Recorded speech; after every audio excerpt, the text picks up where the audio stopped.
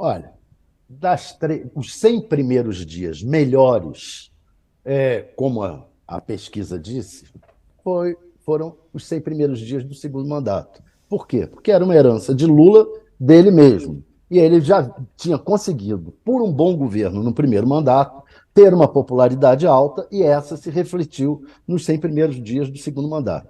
Os 100 primeiros dias do primeiro mandato. Agora, tem uma coisa que eu concordo plenamente com o Josias: a grande herança maldita do governo Lula foi agora do governo Bolsonaro. A herança que foi dita como maldita do governo Fernando Henrique não era tão maldita assim. Isso permitiu que o governo Lula, agora, na época do Fernando Henrique, tivesse uns 100 primeiros dias menos problemáticos do que os atuais.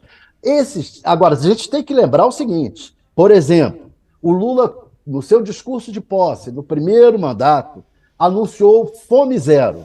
O Fome Zero marcou os 100 primeiros dias e foi um fracasso.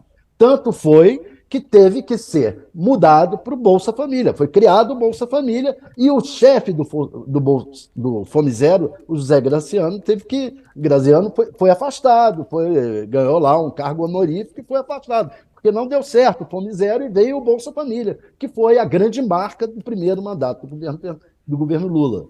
Agora, então, o governo, segundo mandato, ele herdou de si próprio, já com uma boa popularidade, já com uma série de coisas que tinha feito num primeiro governo exitoso. E o segundo governo, mesmo tendo tido a questão do Bolsa Família na discussão, etc. e tal, foi melhor. Agora, ele teve que lidar com uma questão terrível, que é o seguinte, e foi apontada pelo ministro Alexandre de Moraes. É, o bolsonarismo sequestrou as redes sociais. O Lula assumiu com as redes sociais tomadas pelo bolsonarismo, e os outros setores do país, da política brasileira, não conseguiram lidar ainda bem com as redes sociais. O Lula, na campanha, para poder fazer uma campanha e poder vencer o Bolsonaro, teve que importar para a campanha dele uma figura como Janone, que era uma imitação do bolsonarismo à esquerda, para poder ter uma parcela de espaço nas redes sociais. Esse espaço do bolsonarismo nas redes sociais criou coisas como o 8 de janeiro, que foi uma tentativa de golpe de Estado armada toda, planejada nas redes sociais, pelos bolsonaristas. Então, o Lula enfrentou uma situação completamente diferente. Nesse sentido, os 100 dias dele eu considero exitosos. Por quê? Porque ele enfrentou uma situação absolutamente complicada e se saiu dela no caminho da política, até do ponto, com uma correção que eu faria ao Josias, ele falar que o Lula não tem maioria no Congresso. Maioria ele já tem. Maioria ele já tem, contando os partidos que votaram nele, mais a parcela do Centrão que já se bandeou para o governo, comandada por esse blocão republicanos, PSD, um blocão que se desligou do Arthur Lira e caminhou na direção do governo. Ele já tem maioria para aprovar projetos de lei, ele já tem. O que ele não tem ainda é a maioria constitucional, é 2/3 do Congresso, 3/5 do Congresso. Esse ele não tem. Aí ele vai ter que construir essa maioria para votar, por exemplo, a reforma tributária.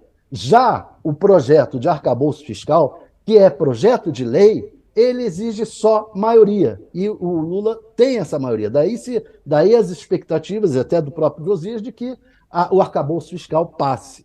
Tem essa maioria e foi construída nesses primeiros 100 dias. Então, os primeiros 100 dias foram primeiros 100 dias da política, da questão social, de resolver problemas sociais, Bolsa Família, etc. e tal, salário mínimo, uma série de problemas sociais que tinham que ser resolvidos urgentemente e que fizeram o governo trabalhar de uma maneira diferente. Normalmente, um governo assume tendo que arrochar as contas públicas para gastar no final.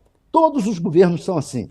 arrocham nos primeiros 2 anos e fazem uma benesse, distribuem benesses nos últimos 2 anos para se reeleger. O governo Lula teve que assumir resolvendo uma crise social enorme e que não permitiu que ele arrochasse as contas públicas tanto quanto os outros governos fazem. Agora, ele vai cuidar das contas públicas. Essa é a questão.